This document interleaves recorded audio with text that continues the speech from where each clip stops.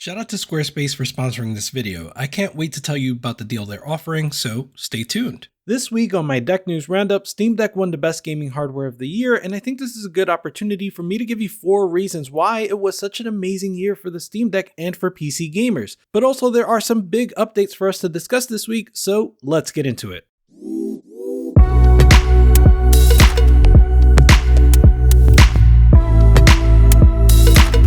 What's good, Deck Gang? Welcome back to my regular Deck News Roundup videos. We're going to start with Steam Deck winning 2022, but please don't forget to like and subscribe. It really helps the channel to grow, which is awesome because it shows that the Steam Deck has a really dedicated audience. The 40th Golden Joysticks Award took place last week, and winners were announced for 21 different categories, including Best Game Expansion, Best Storytelling, Best Indie Game, and notably, Best Gaming Hardware. Steam Deck took the award for that one, beating out a varied list of hardware like the Playdate, the Analog Pocket, the new PlayStation edition of the Backbone 1, the Rocat Cone gaming mouse, and the SN850 NVMe drive that's been marketed heavily for the PS5. Thanks to this, we got an awesome acceptance speech from Gabe Newell that highlighted the interoperability of PC gaming and humbly put the focus back on the gaming community. On Twitter, I joked that he was thanking the Deck Gang, but here are his exact words. But more importantly, I was struck listening to Yoshi P's acceptance speech last year about his emphasis on community, and I really want to echo it.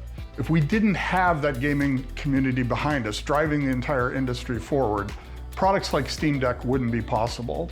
So in addition, I'd really like to accept this award on behalf of the gaming community. What a moment, huh? Valve has a breakthrough year and Gabe graciously puts the focus back on the people. Community is a point I'm going to return to later in this video, but for now I want to reflect on 4 ways that Steam Deck had an amazing year and how it won 2022. I'm not going to be able to cover everything, so definitely let me know in the comments why you think Steam Deck won 2022. But for now, for those 4 ways, I'm going to use news stories from the last week to explain them, and you'll see exactly what I mean with the first category here. Number 1. In 2022, more AAA publishers returned to Steam. For weeks now, we've seen rumors that Ubisoft was coming back to Steam after years of not publishing any new releases there. Instead, you had to buy from their store or alternatively from the Epic Game Store. Well, last week, it was confirmed that Ubisoft is returning to Steam with the store page showing up for Assassin's Creed Valhalla, as well as confirmation that Roller Champions and Anno 1800 will be released to Valve's store as well. Ars Technica reported on this with the hilarious headline, Ubisoft comes crawling back to Steam after years on Epic Game Store. Coverage of this story also confirmed what we already suspected, that Epic had entered a long-term exclusivity contract with Ubisoft and likely other AAA publishers that were not releasing games on Steam. And while I do have some worries that Valve is approaching a virtual monopoly on PC gaming, I'm still happy to see games and publishers return to Steam, as it makes the Steam Deck experience that much more convenient. For what it's worth, Ubisoft is just the latest in a long list of publishers making their return to Steam. Microsoft made their return in 2019 with titles like Master Chief Collection. EA also returned in the same year, and seemingly the last of the holdouts, Bethesda, Activision, and now Ubisoft, all made their return in 2022. Of course, this trend is the result of a lot of things, including the expiration of exclusivity contracts and Valve renegotiating rates with larger publishers, but a large part of me believes that Steam Deck is a huge factor here as well. Steam Deck has already sold well, and in many ways, this is just the beginning. Not releasing your game to Steam, even if you otherwise have a PC version available for sale, will increasingly become like not releasing to PlayStation or Xbox. It will happen, but you'll be losing on a humongous Steam-only audience. The number 2 reason Steam Deck won 2022 is, in 2022, PC game development standards are becoming more standard. PC gaming as a platform has always been about flexibility and, as Gabe so astutely summarized, interoperability. Traditionally though, this has come at a significant cost of convenience. That lack of convenience can take on a number of forms, but over the years, Valve has implemented a lot of amazing features to their platform like Steam Input, cloud saves, remote play together, workshop, and more. These features have had and continue to have extremely varied levels of adoption, but I can see that the Steam Deck is causing a level of raised awareness in 2022. Here are a couple examples from last week. First is a game called Celico. If you're not into retro shooters, you may not have heard about this game, but if you are into retro FPSs, then you know that this game is highly anticipated in this community. That's why the developers are making a big deal about the update to their demo. They're releasing a new version of their demo on December 16th, and you would think that the game is releasing the way that this thing is being talked about. Critically, the first bullet point in the list of things that they're improving proving for this demo is full gamepad and Steam Deck support. They have that above things like level design enhancements and rebalanced gameplay. This shows the level of focus being put on adhering to a new set of standards for PC game development. One of the most important pieces of this new set of standards is support for mixed input. That is, support for both mouse and gamepad input simultaneously. The creator of Flickstick, Jib Smart, wrote a blog post about why mixed input is so important, and I highly recommend you go read that, but the 3 points he makes are 1. Freedom of choice, 2. Accessibility, and number 3. The Steam Deck. The Steam Deck is unique because it's almost built around mixed input with gyro and trackpads functioning best when they're emulating mouse input. In any case, he summarizes with this, quote, "Supporting mixed input in your game is probably the lowest hanging fruit for your game to control well on Steam Deck." End quote. Clearly, this is just one game dev standard, but in 2023, I would look out for these sort of conversations to happen a lot more around Steam and Steam Deck features. Before we get into the third and fourth reasons, I want to shout out Squarespace for sponsoring this video. Look, I've done it all. I've built sites from scratch. I've used content management systems. I've used static site generators, but nothing compared to my experience of using Squarespace. Squarespace has excellent features for creating a blog, starting an online store, and finding the right audience using their SEO tools. They have pre-built layouts that are professional looking and customizable, so you can still make your site look unique. So head over to squarespace.com/fandadeck to save 10% off your first purchase of a website or domain using my code FANDADECK. The number 3 reason Steam Deck won 2022 is accessories. Before the Steam Deck launched, it was relatively unclear what the landscape of dedicated accessories would look like for the Steam Deck. Undoubtedly, there was a large group of hobbyists that were already planning their own accessories, but outside of Project Killswitch, there was little evidence that the community would be buying accessories that were tailor-made for the Steam Deck. After all, it's the same interoperability that we've been talking about that means you can just buy any old PC accessory and use that with your Steam Deck. But still, a whole market of cases, skins, screen protectors, docks, power adapters, and more have popped up for the Steam Deck.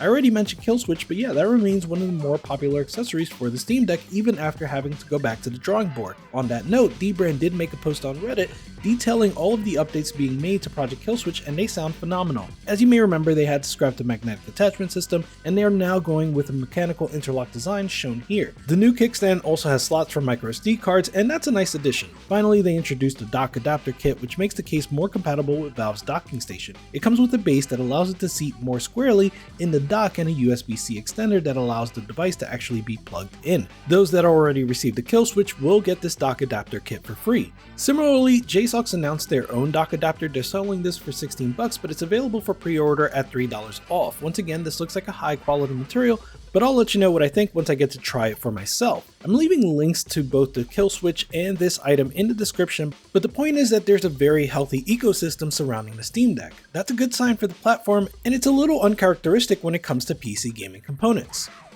The number 4 reason that the Steam Deck won 2022 is you. I saved the best for last, but honestly, each of the other reasons I gave all point back to one thing. All roads lead to the Steam Deck community. A while back, I covered that the Steam Deck had surpassed 1 million units sold. That's 1 million of you that purchased the Steam Deck. The Steam Deck hardware survey continues to show how insane this accomplishment is in the PC space. It already makes up a quarter of all Linux users on Steam, and the APU in the Steam Deck is on its way to becoming one of the more popular quote-unquote video cards on the platform.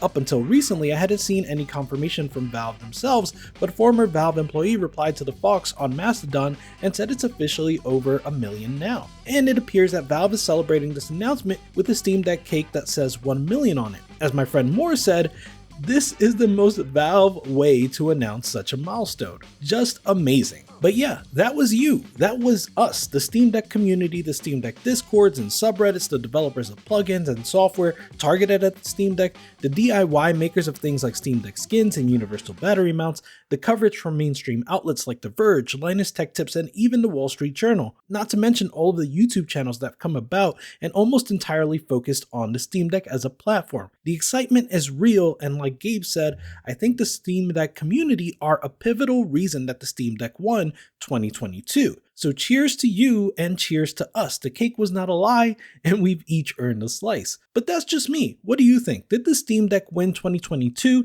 and why or why not? Let me know in the comments. Next, there were a few big updates for the Steam Deck in the last week or so. First is a weird one. For a few days, the Steam Deck queue was back, but only for the 64GB model. Here's a screenshot where it said that the ETA for 64GB would be between January and March of next year. The queue is gone now and everything looks normal again, but I was already wondering if we'd see the return of the queue as we got deeper into the holiday season. So yeah, I'm curious to see if Valve can keep up with demand in this last month of 2022. Next up, there's a very nice update to the Steam Deck that improves the desktop controls.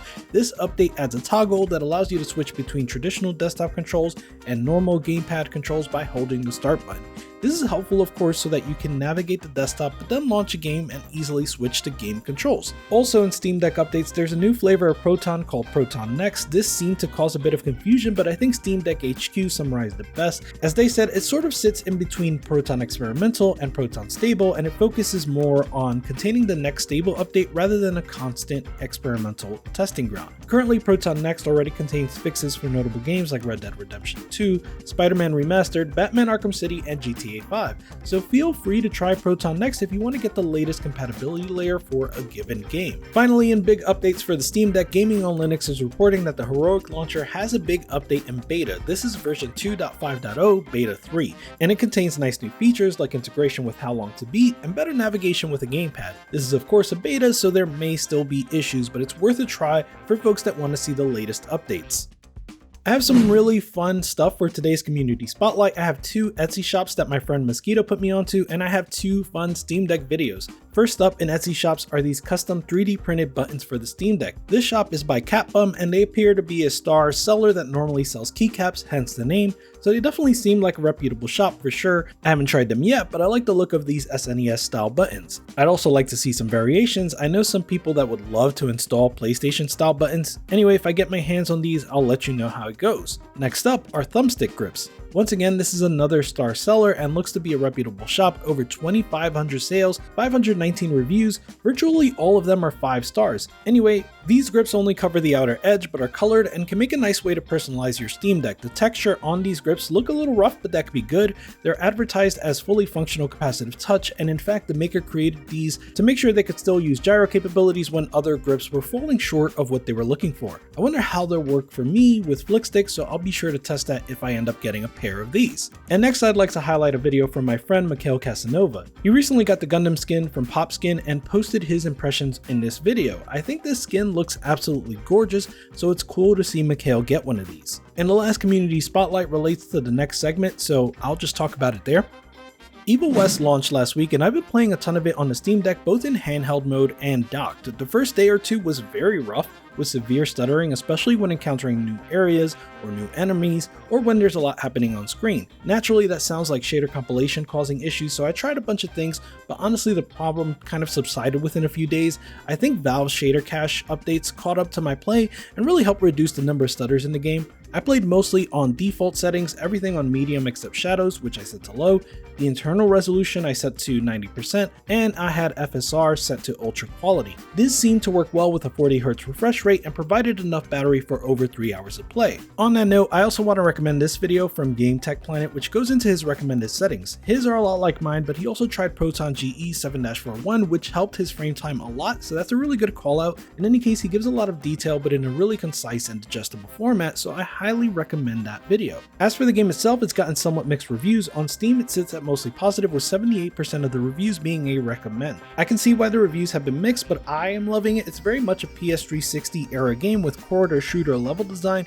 You hold forward until you reach a combat arena, and depending on your skill level, you mindlessly bully a bunch of bad guys. Like I said, I love it. It's pulpy, bordering on campy. There's a nonsense story that's interesting enough to push you forward, and the combat is engaging, though not exactly challenging. One note on the combat is that I expected Gears of War style cover shooting, but it was actually a lot closer to God of War style melee with some ranged options. In any case, I heard Jake Baldino describe this game as a comfort meal, and that really summarizes my experience so far. And aside from some stutters, it does perform very well on the Steam Deck, even playable at 1080p for docked gaming, so check it out and let me know what you think.